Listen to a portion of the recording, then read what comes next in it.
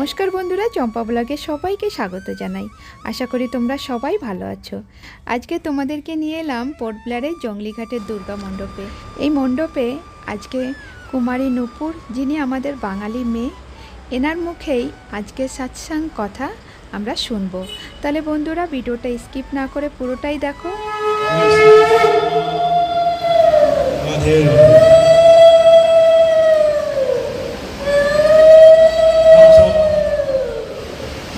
जिस घड़ी के इंतजार कर रहे थे, आज वो पल आ चुका है। हमारे बीच हमारे मुख्य अतिथि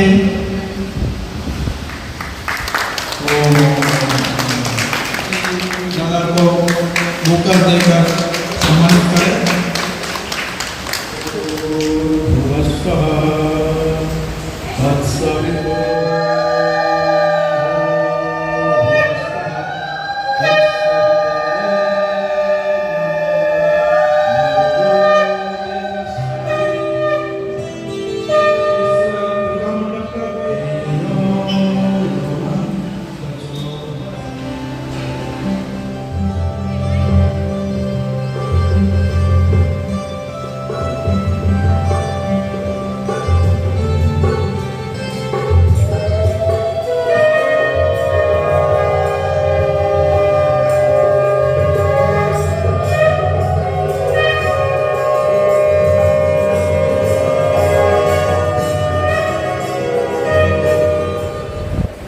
आनंद का विषय है कि आज इस शुभ संध्या पर हमें भगवान की कथा सुनने का, श्रवण करने का मौका मिला।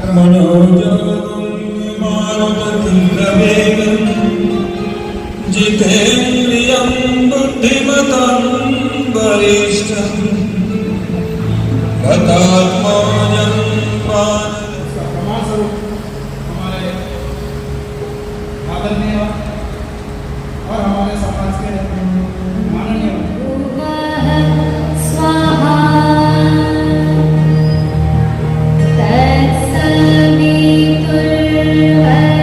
तत्सवितुर्वरेण्यं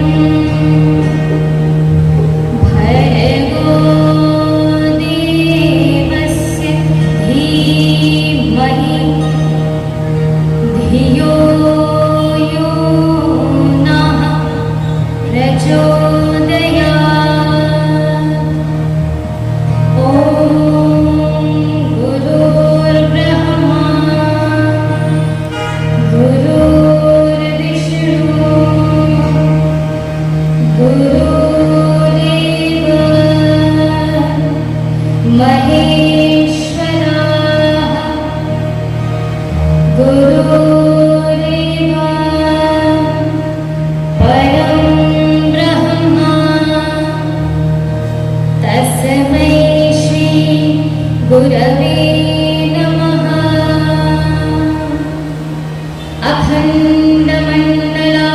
अखण्डमण्डलाकारं व्याप्तं येन चराचरं तत्पदं दर्शितं येन तस्मै श्री गुरवे नमः।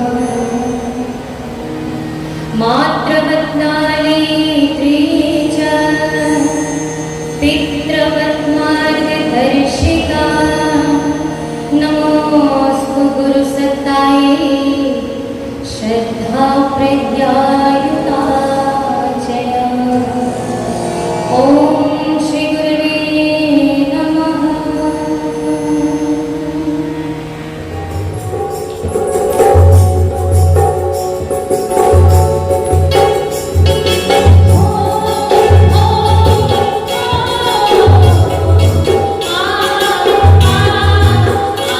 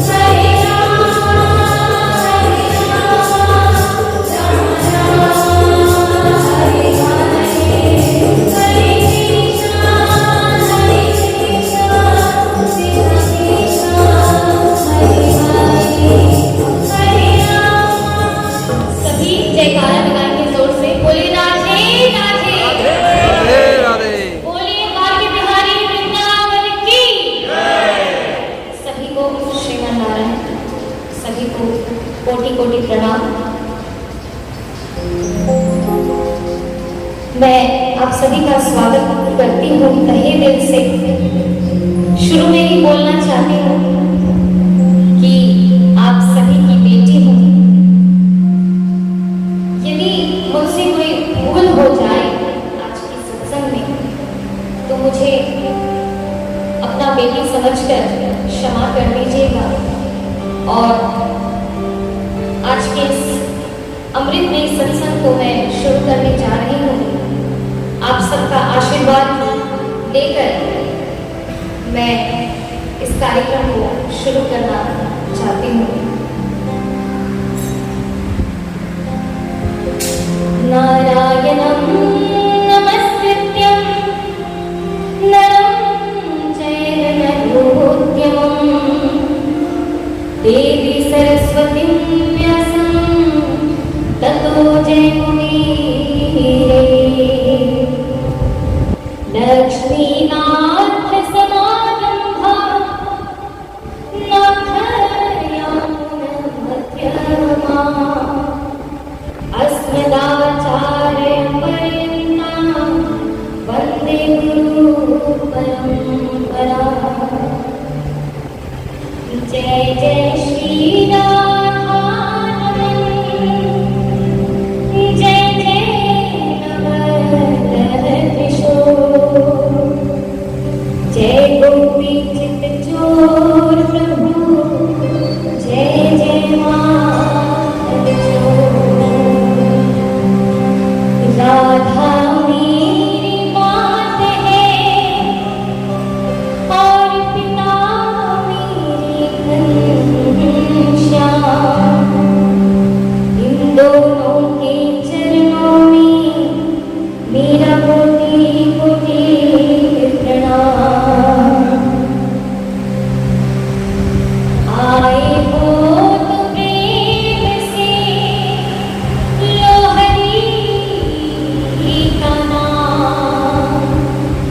सब भक्तों को इस दासी का जय जय राधे श्याम। बोले नितांत बिहारी लाल की। स्वागत है आप सभी का आज के इस मंगलमयी और अमृतमयी सत्संग में। सत्संग करना क्यों जरूरी है? सत्संग करना क्यों आवश्यक है? सत्संग करने पर क्या होता है? जैसे हम दिन में 3 बार भोजन करते हैं, किस लिए करते हैं? भूख को मिटाने के लिए करते हैं।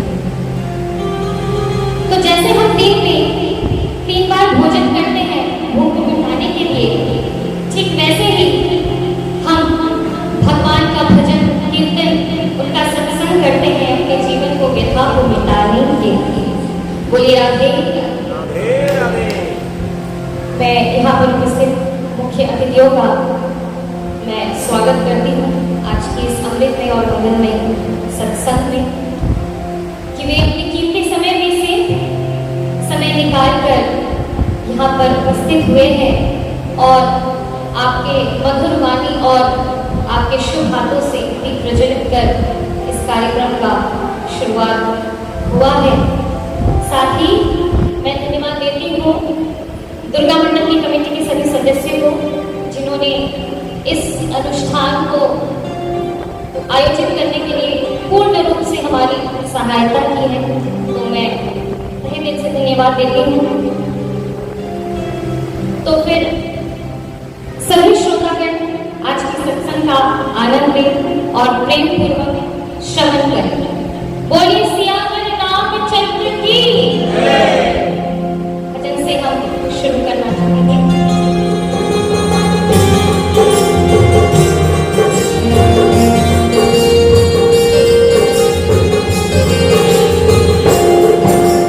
सीता राम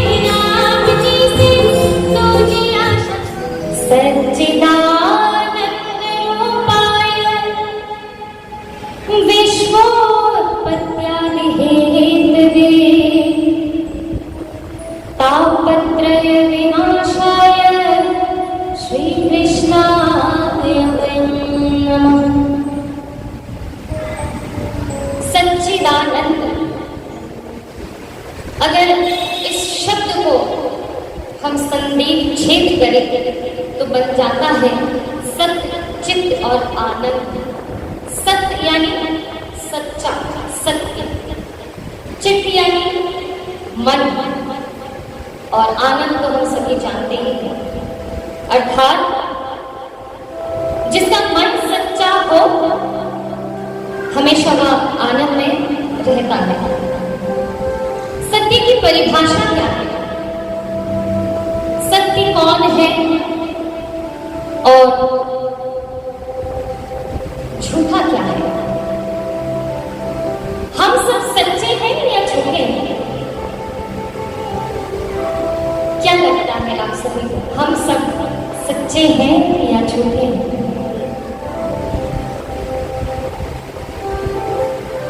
सत्य की परिभाषा यह है कि जो स्थिर है, जो स्थिर है, जिसमें बदलाव नहीं होता, वह सत्य है, वह सच है। और इसी के विपरीत है जो बदला जाए, जिसमें निरंतर बदलाव हो, जो अस्थिर हो, वह है झूठ।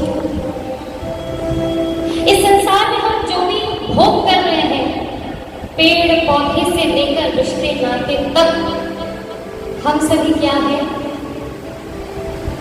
क्या है? सच्चे हैं या झूठे हैं? सुनाई नहीं पड़ रहा, थोड़ा जोर से। झूठे हैं। जैसे हम एक पौधा लगाते हैं, उसको अच्छे से हम देखभाल करते हैं, खाद डालते हैं, पानी डालते हैं, धीरे धीरे वो पौधा बढ़ने लगता है, फूल आते हैं, फल आता है, और धीरे धीरे धीरे धीरे पौधे से लेकर पेड़ तक का सफर वह तय करता है, और फिर कुछ वर्षों के बाद उसका अंत हो जाता है, यानी बदलाव हो रहा है। जो स्थिर ना रहा, वैसा ही हमारा मनुष्य जीवन है, जो निरंतर बदलाव से गुजरता है। पहले बाल्यकाल, फिर यौवनकाल, फिर वृद्धकाल, बदलाव हो रहा है। तो जो बदले वह झूठ है, और जो ना बदले वह सत्य है। यदि हम झूठे हैं, यदि संसार झूठा है, तो सत्य कौन है? सत्य तो केवल हमारे श्रीमन नारायण है। बोले राधे।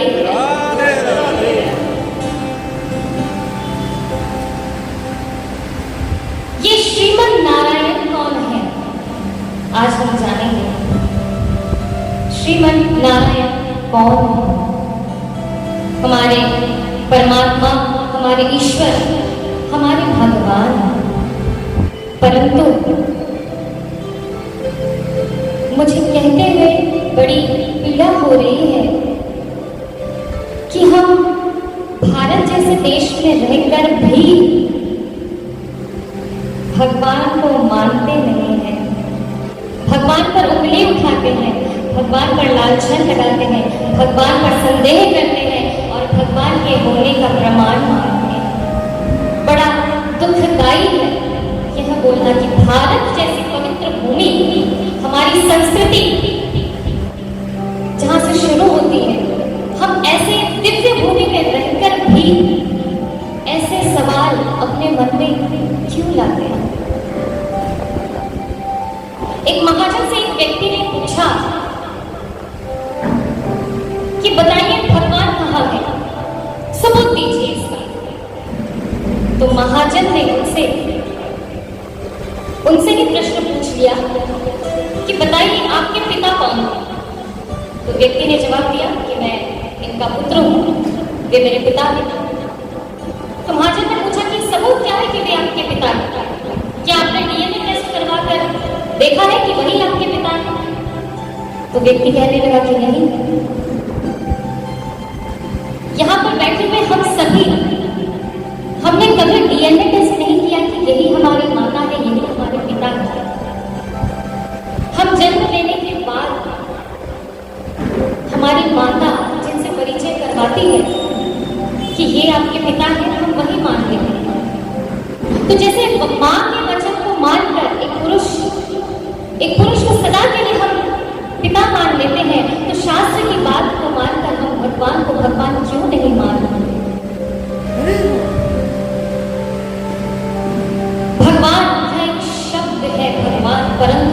हैं 5 अक्षर भगवान, अर्थात भा से भूमि, गा से गगन, वा से वायु, आ से अग्नि और न से नीर। इसी 5 तत्वों से तो ये सृष्टि बनी है, ये संसार बना है, इसी से तो प्रकृति बनी है। प्रकृति ही तो स्वयं भगवान है। बताइए इसका प्रमाण और कैसे हो कि भगवान कहाँ है?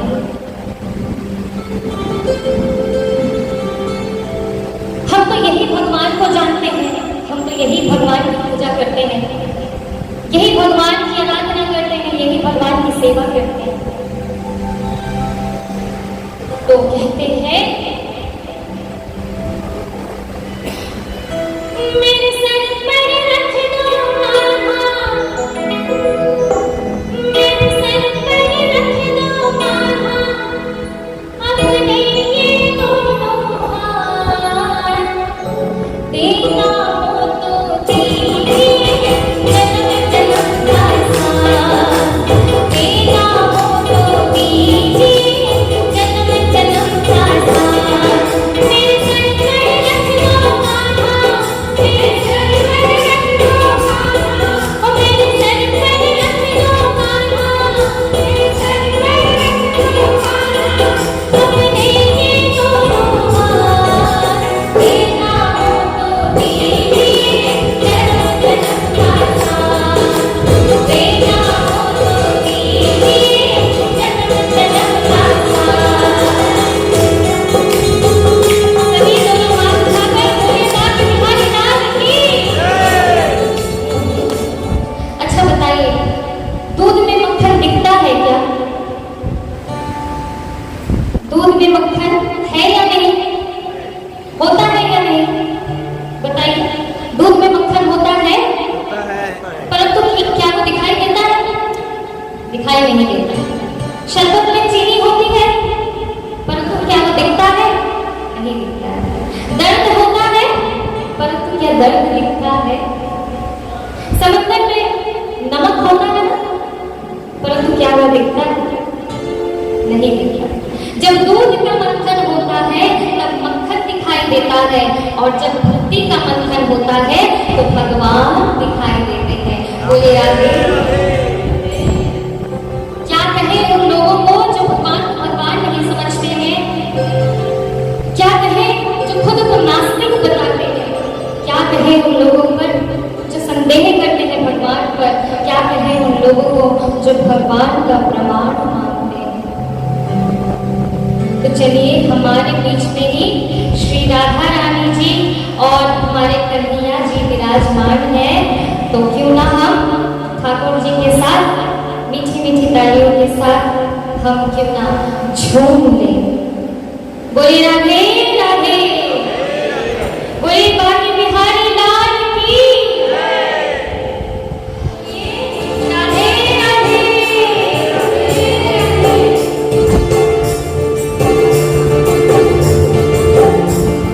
शाम के बिना शाम के बिना शाम के बिना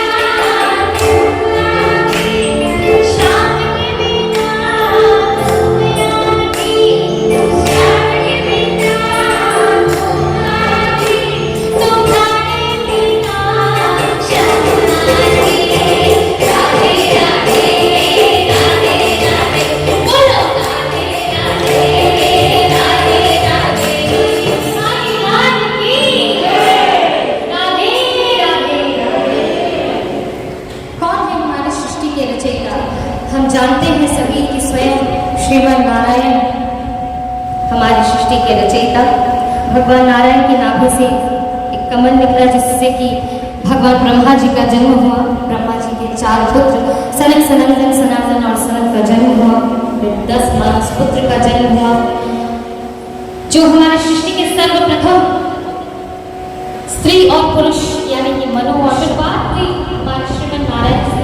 वही है हमारे पिता, वही है हमारे मूल। हम सनातन 4 भाई हैं।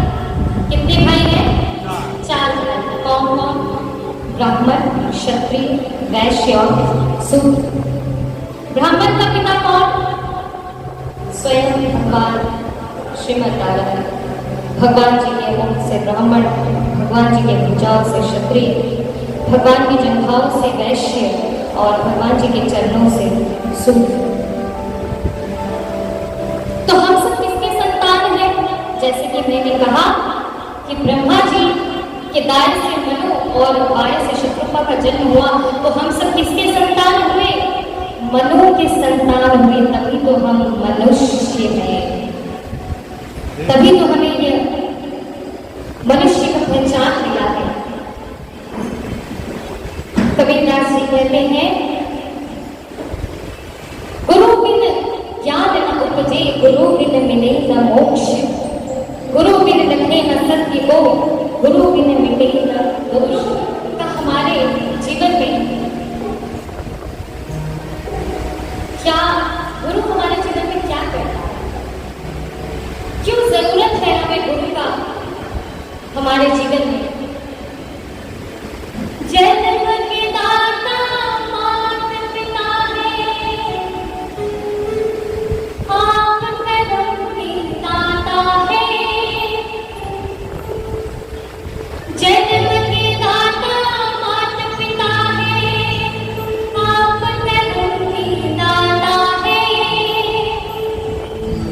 आप मिलाते हैं ईश्वर से, आप ही भाग्य विधाता है, आप ही भाग्य विधाता है। कहते हैं कि जन्म के दाता तो माता और पिता है, परंतु कर्म का ज्ञान तो केवल सद्गुरु ही दे सकता है। हमारे इस मन में जो जंगल भरा हुआ है, वह जंगल को साफ करने के लिए सद्गुरु की सहायता है। वो ही हमारे मंदिर को, वो ही हमारे मन के जंगल को साफ कर मंदिर बनाने का कार्य सद्गुरु का है। केवल सद्गुरु ही बना सकते हैं, केवल सद्गुरु ही हमें भगवान से मिला सकते हैं, और केवल सद्गुरु ही एक मनुष्य को मनुष्य बना सकता है।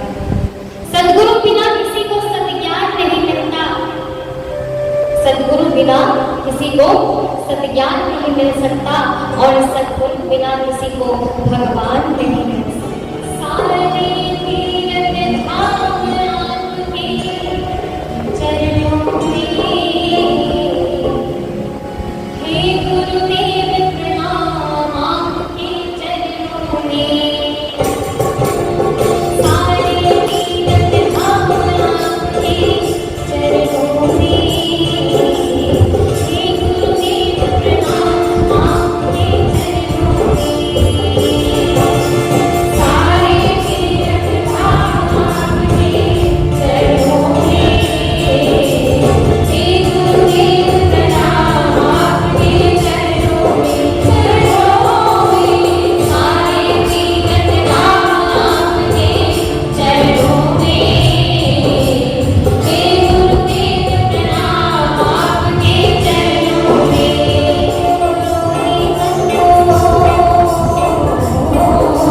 दुखिया मन को, रोगी तन को मिलता है आराम आपके चरणों में, हे गुरुदेव प्रणाम आपके चरणों में। चरणों में सारे तीर्थ धाम आपके चरणों में, हे गुरुदेव प्रणाम आपके चरणों। एक संतान के जन्म के बाद जब धीरे धीरे वो बालक पढ़ने लगता है, तो वह केवल अकेला नहीं पढ़ता, उसके साथ साथ बढ़ता है काम, क्रोध, लोभ, मोह, अहंकार, स्वार्थ, सब कुछ। यही सब ले जाता है अंधकार की ओर, और उसी अंधकार से प्रकाश की ओर ले जाता है स्वयं हमारे सद्गुरु। तो इसलिए कबीर जी कहते हैं कि बिना सद्गुरु के सद्ज्ञान नहीं मिलता। सद्ज्ञान मिलना असंभव है और भगवान मिलना असंभव है। हम मनुष्य अज्ञानी रूपी इस सांसारिक बंधनों में जकड़े हुए हैं, इस माया रूपी बंधनों में जकड़े हुए हैं। मोक्ष रूपी मार्ग दिखलाने वाले तो केवल सद्गुरु ही हैं। बिना गुरु के सत्य और असत्य का भेद कोई नहीं करा सकता, उचित और अनुचित का भेद कोई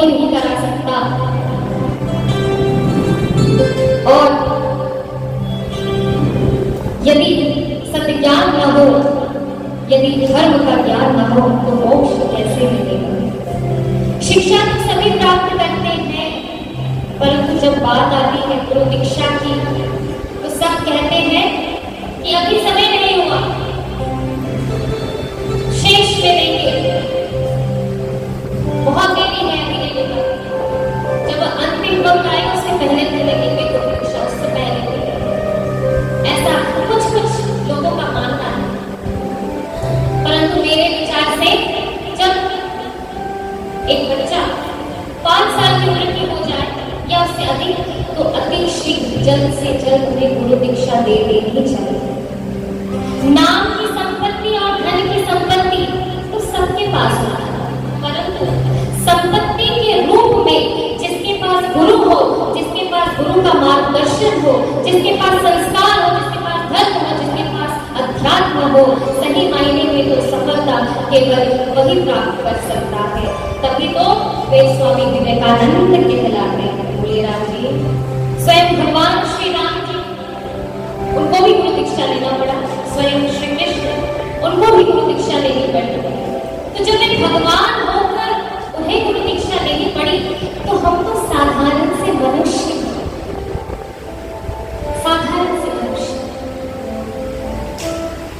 जब वे भगवान होकर गुरु की शरण में जा सकते हैं तो हमें तो अति शीघ्र जाना चाहिए गुरु की शरण।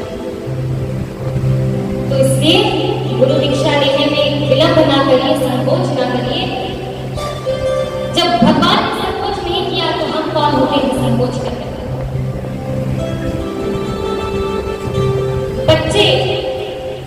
बच्चे तो केवल कच्चे माटी के स्वरूप होते हैं, कुमार तो माता पिता होते हैं।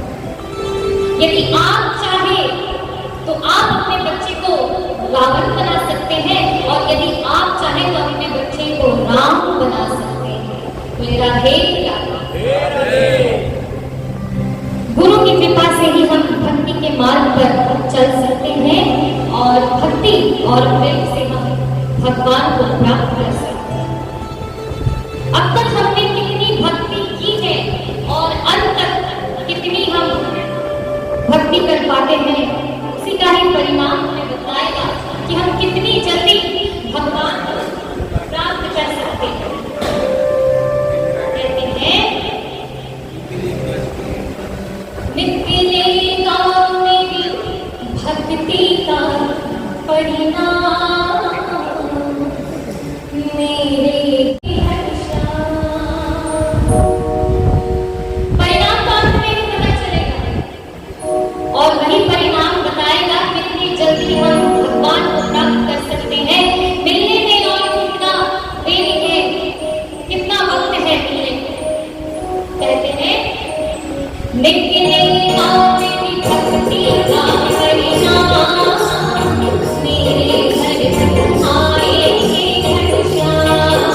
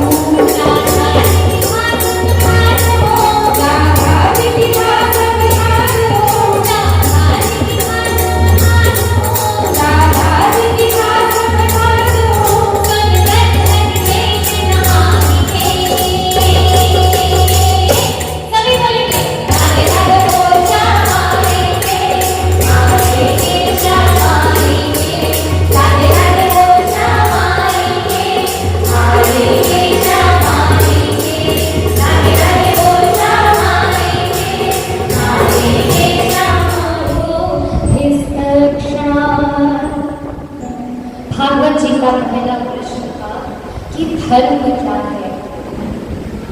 हम सनातन धर्म के हैं तो हमें अवश्य पता होना चाहिए कि धर्म क्या है, धर्म का अर्थ क्या है। धर्म का अर्थ है धारण करना। धर्म का अर्थ है धारण करना। किसे धारण करें? जो हमारे महर्षियों ने जो वेद पुराण उपनिषदों में जो निर्देश दे गए हैं उसी का पालन करना ही धर्म है और उसी का ही उल्लंघन करना अधर्म है।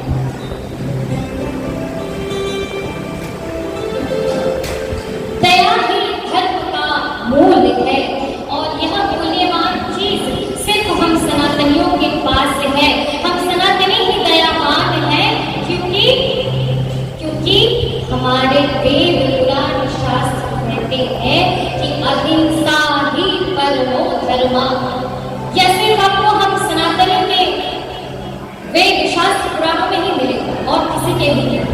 इसलिए हम कह रहे हैं कि हम दयावान हैं। हम बड़े भाग्यशाली हैं कि इस पवित्र भूमि दिव्य भूमि में हमने जन्म लिया। अमेरिका, लंदन, जापान देशों में वे तो पैसों से बड़े हो सकते हैं, टेक्नोलॉजी से भी बड़े हो सकते हैं, परंतु जो भारत के पास है वह किसी और के पास नहीं है क्योंकि भारत तो धर्म से बड़ा है। बोलिए भारत माता की जय। ये धरती है जहाँ ऋषि मुनि जपते प्रभु नाम की माला। ये धरती हो जहाँ ऋषि मुनि जपते प्रभु नाम की माला। हरिओ हरिओ हरिओ हरिओ। ये धरती हो जहाँ ऋषि मुनि जपते प्रभु नाम की माला। हरिओ हरिओ हरिओ हरिओ। जहाँ हनुमान कृत मोहन है अनुराधाय कृत माला। अनुराधाय कृत माला। जहाँ सूरज सबसे पहले आकर जाने अपना डेरा। वो भारत देश है मेरा, वो भारत देश है मेरा। जय भारत माता की जय। थोड़ा जोर से अगर जयकारा हो जाए तो हमें पता चले कि हम भारतवासी किसी से कम नहीं है। बोलिए भारत माता की जय। सच में हम यहाँ पर सत्संग का आनंद ले रहे हैं। यदि आप हमें आनंद न दें तो हम कैसे इस सत्संग को और अमृतमय और मंगलमय कैसे बनाएंगे। आपके आशीर्वाद स्वरूप आपकी तालियां ही मुझे प्रोत्साहित करेंगी। भाग्यशाली है कि हम इस दिव्य भूमि में हमने जन्म लिया। हमने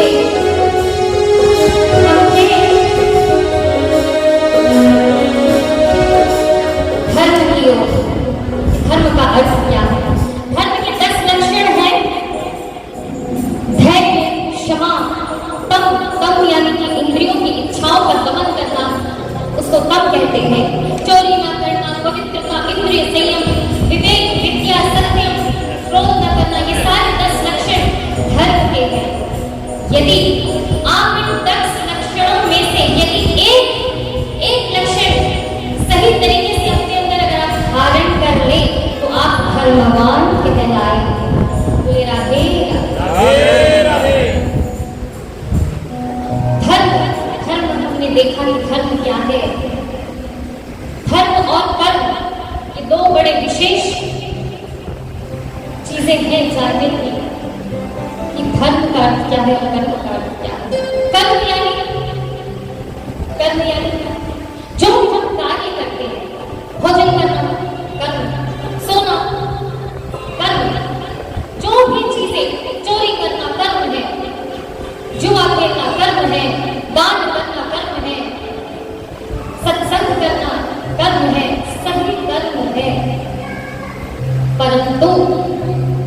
कर्म के दो भाग हैं, ध्यान से सुनिए। कर्म के दो भाग हैं, एक है धर्मयुक्त कर्म और अधर्मयुक्त कर्म। धर्मयुक्त कर्म में आता है सेवा करना, दान करना, श्रद्धा करना, यज्ञ करना, तप करना, हिंसा न करना, ये सारे धर्मयुक्त कर्म है, यानी जो अच्छे कार्य है वह धर्मयुक्त कर्म है। और अधर्मयुक्त कर्म यानी शराब पीना, जुआ खेलना, पशु हत्या करना, गौ हत्या करना, पराई स्त्री पर दृष्टि डालना, पराई पुरुष पर दृष्टि डालना, ये सभी अधर्मयुक्त कर्म है। अब निर्णय आपको करना है कि आपको कौन सा कर्म करना है, धर्मयुक्त कर्म करना है या अधर्मयुक्त कर्म करना है। यदि आप अधर्मयुक्त कर्म करेंगे तो आपका सर्वनाश होना निश्चित है। रावण ने पराई स्त्री पर दृष्टि डाली तो उसका सर्वनाश हो गया। दुशासन ने पराई स्त्री का वस्त्र हरण किया तो उसका पतन हो गया। तो यदि आप धर्मयुक्त कर्म करेंगे तो आपका भी पतन होना निश्चित है, और यदि आप धर्मयुक्त कर्म करेंगे तो आपका मोक्ष पाना निश्चित है। बताइए किस किसके घर में महाभारत होता है? माता जी कह रही है रोज होता है। या मैं प्रश्न को यूं कहूं कि किस किसके घर में महाभारत नहीं होता? या ठीक है, ठीक है, महाभारत तो होता है, परंतु क्या हमने कभी महाभारत होने का कारण ढूंढा? यदि हम उस कारण को भी ढूंढ लें तो बात वही शेष है, परंतु हम कारण को ही नहीं ढूंढते हैं। जब मामा शकुनी ने पासा खेलना शुरू किया था तो पंच पांडव धीरे धीरे दांव पर लगाए गए सारी चीजों को वे हार चुके थे। अंत में जब कुछ ना बचा तो अपनी स्त्री को ही दांव पर लगा दिया, और शेष में क्या हो गया कि वे अपनी स्त्री को भी हार बैठे।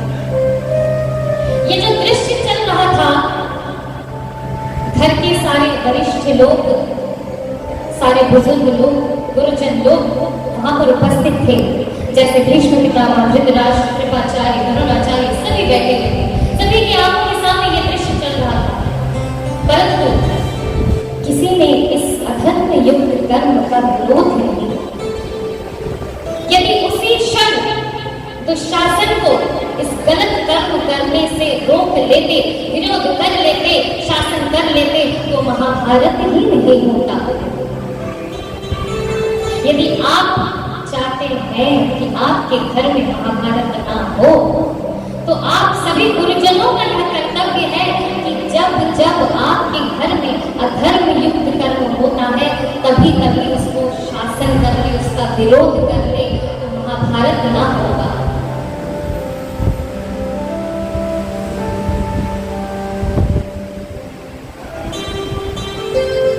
कर्म और धर्म, एक सवाल, कर्म श्रेष्ठ है या धर्म श्रेष्ठ है? आपका मानना क्या है? कर्म श्रेष्ठ है या धर्म श्रेष्ठ है? बताइए। कर्म श्रेष्ठ है।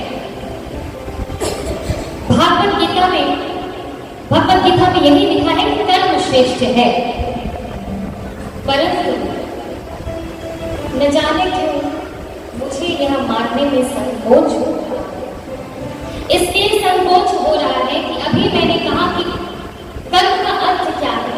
कर्म यानी कि अभी मैंने कहा ना, भोजन करना कर्म है, सोना कर्म है, शराब पीना कर्म है, जुआ खेलना कर्म है। तो यदि कर्म श्रेष्ठ है तो क्या शराब पीना श्रेष्ठ है? ये भी तो कर्म है, तभी कह रहे हैं ये भी तो कर्म है। तो यदि शराब पीना अगर कर्म है तो यानी कि कर्म श्रेष्ठ हो गया, परंतु क्या यह सही है? जुआ खेलना सही है, ये भी तो एक कर्म है, तो यानी कि ये कर्म भी श्रेष्ठ हो गया। अपने जीवन का ऑन ऑफ बटन तक हमारे पास नहीं है, यानी इतना अधिकार नहीं है कि हम अपने मृत्यु को का प्राण ले सके। आपको कोई अधिकार नहीं 5 मिनट के स्वाद के लिए, सिर्फ 5 मिनट के मुख के स्वाद के लिए आप किसी जीव की प्राण ले रहे हैं। क्या यह जो कर्म है यह श्रेष्ठ कर्म है? बताइए।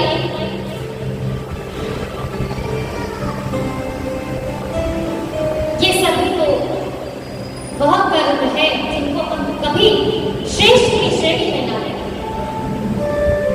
यदि यही कर्म अगर श्रेष्ठ है तो मैं कहती हूँ कि धर्म ही श्रेष्ठ है। मैं तभी मानूंगी कर्म श्रेष्ठ है जब ये कर्म धर्मयुक्त कर्म है, तभी वह धर्म नहीं कर्म श्रेष्ठ है। बोले राधे राधे।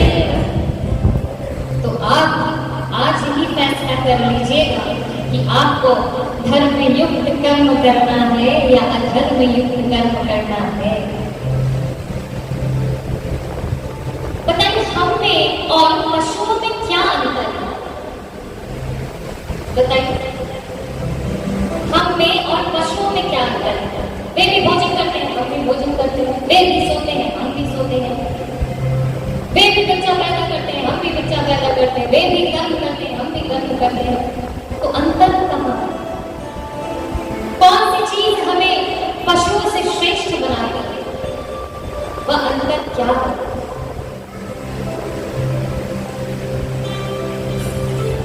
पशुओं के पास चरित्र नहीं होता, जबकि हम मनुष्यों के पास चरित्र की जानकारी होती है कि हमारा चरित्र कैसे होना चाहिए। तभी तो हम मनुष्य पशुओं से श्रेष्ठ है। हमारे देश में चरित्रहीनों का सम्मान नहीं होता, चरित्रवानों का सम्मान होता है। तो अपने इसके चरित्र को हमें ऐसे बनाना चाहिए कि जैसे घर घर में मर्यादा पुरुषोत्तम राम स्वामी विवेकानंद जैसे महापुरुष